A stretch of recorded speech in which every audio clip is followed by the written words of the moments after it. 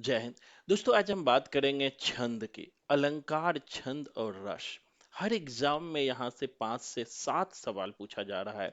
अगर आप HFPSC का पेपर दे रहे हैं तो वहां भी यह सवाल पूछा जाएगा। नेट, TGT, PGT हर एग्जाम में महत्वपूर्ण है। तो किस तरह के छंद से सवाल पूछे जा रहे हैं, उसी की चर्चा करेंगे। देखिएगा, बहुत आसान है। जैसे हमने कुछ सवाल लिया है। जैसे पहला ही क्वेश्चन पूछा गया है कि छंद शास्त्र के प्रणेता किसे माने जाता है। तो दोस्तों, छंद शास्त्र के आचार्य किसे माना जाता है? पिंगल। पिंगल को छंद शास्त्र का आचार्य माना जाता है क्योंकि पहली बार पिंगल ने ही छंद सूत्र की रचना की थी। इसीलिए इसे छंद शास्त्र का आचार्य माना जाता है। इसी तरह से और भी बहुत सारे सवाल है, डिस्क्रिप्शन भी है। कहता है, इनमें से कौन से छंद शास्त्र की प्रथम पुस्तक है?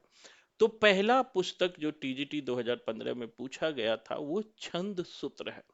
ये पिंगल जो छंद शास्त्र के पिता या प्रथम आचार्य माने जाते हैं, उस उन्होंने ही पिंगल जो है में छंद सूत्र नामक, पिंगल जी ने ही छंद सूत्र नामक जो है ग्रंथ की रचना की थी। इसी तरह से और भी बहुत सारे सवाल, इस तरह के सवाल में अंडरस्टैंडिंग होना बहुत जरूरी है। अब पूछा जाता है, अपभ्रंश का सुप्रसिद्ध छंद कौन सा है? देखिए, ये आदिकाल से रिलेटेड क्वेश्चन पूछा है। लेकिन आदिकाल में आपने पढ़ा था कि अपभ्रंश का मुख्य छंद दोहा होता है।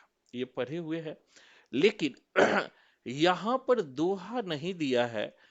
तो यहां पर ध्यान रखना, अपभ्रंश का मुख्य छंद जो है करवक हो जाएगा। क्या हो जाएगा? मुख्य छंद करवक। तो याद रखना, मुख्य छंद क्या होगा? करवक होगा। डिस्क्रिप्टिव भी है जिसे आप देख सकते हैं। अब देखो, यहां पर पूछा है छंद के प्रकार, हम लोग पढ़ते हैं KBS में पूछा है, निम्नलिखित में कौन वर्णिक छंद नहीं है? कौन वर्णिक छंद नहीं है? आपने पढ़ा है, क्लास में भी पढ़ा है। बसंत तीलिका भी है, भुजंगी भी है, इंद्र वर्जा, ये सब वर्णिक छंद है। तो कौन वर्णिक छंद नहीं है? तो वो है अरिल। कौन सा वर्णिक छंद नहीं है? तो वो है अरिल। अब देखो, छंद गणना में मात्रा के कितने भेद हैं? नेक्स्ट सवाल पूछा है कि छंद गणना में मात्रा के कितने भेद होते हैं? बहुत आसान है। तो 2 भेद होते हैं। कितने भेद होते हैं? 2। लघु और गुरु। छंद की गणना हम कैसे करते हैं? लघु, एक डंडी खींच दीजिए, लघु हो गया। एस की तरह बना दीजिए, गुरु हो गया। तो 2 ही गणना किया जाता है। बहुत आसान है। नेक्स्ट क्वेश्चन की तरफ हम बढ़ते हैं।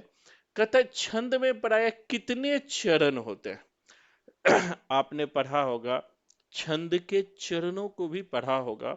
और छंद में प्राय 4 चरण, वैसे कहीं कहीं 8 चरण भी मिलता है, 6 चरण भी मिलता है। लेकिन मुख्य रूप से 4 चरण की गणना गणना की जाती है। किसमें? छंद में। तो वही हमें PGT 16 में पूछा गया है। 4 चरण को ही हम लोग लेने वाले हैं। मात्रा की दृष्टि से दोहा के विपरीत क्या होता है? ये सब पढ़े हैं आप लोग, याद होना चाहिए। क्वेश्चन पूछा है कि दोहा का विपरीत स्वरठा होता है।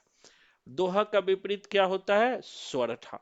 आपको पता है, 11 13 13 11 एक दूसरे का अपोजिट है। तो दोहा का अपोजिट है स्वरठा। नेक्स्ट क्वेश्चन है, किस अर्ध सममात्रिक छंद के पदों में 11 11 तथा सम पदों में 13 13 मात्रा होती है? 11 11 और 13 13 अभी ऊपर ही पढ़े हैं। किसमें? स्वरठा में। किसमें होती है? स्वरठा में। तो ये याद रखना है। इतना याद कर लेंगे तो क्वेश्चन। दोहा छंद का विपरीत कौन सा छंद होता है? फिर पूछा है, स्वरठा होता है। ऐसे अगर आप 200-400 क्वेश्चन बना लेंगे तो एक भी क्वेश्चन नहीं बन छूटेगा। केबी कैंपस पूरे भारत का पहला कोचिंग सेंटर है जो 10,000 से अधिक क्वेश्चन लाया है। तो आपको कुछ नहीं करना है, केबी कैंपस ऐप डाउनलोड कर लेना है और क्वेश्चन एनालिसिस से जुड़ जाना है। आगे बढ़ते हैं, और भी ऐसे क्वेश्चन मैं करवाने वाला हूं। मात्रा की दृष्टि से दोहा के विपरीत, अब फिर है दोहा के विपरीत क्या पर है, स्वरठा है। दोहा का विपरीत क्या है, स्वरठा है। इसी तरह निम्नलिखित में से कौन सा छंद दोहा का विपरीत है, फिर वही पूछा है। दोहा का विपरीत रोला चौपाई छब्बे, इसमें से कोई नहीं होगा। डी हो जाएगा। अब देखो ये से सवाल ही पूछता है, जेहि सुमरन सिद्धि होई, गग गगनायक करी, वर वदन करहु अनुग्रह सोई, बुद्धि राशि शुभ गुण सदन। इन पंक्तियों में किस छंद का प्रयोग हुआ है, बहुत इजी है। किस छंद का प्रयोग हुआ है, सिंपल मात्रा काउंट कर लेंगे, काउंट करोगे तो निकल जाएगा स्वरठा। तो मात्रा काउंट करने के लिए भी हम लोग डिस्कशन क्लास में सिखाते हैं। तो जरूर एक बार केवी कैंपस ऐप से जुड़े और अपनी सफलता को सुनिश्चित करें। अगर आप 10,000 क्वेश्चन बना लेंगे, पूरे भारत का कोई भी ऐसा एग्जाम नहीं है जो आपसे रुकेगा। धन्यवाद।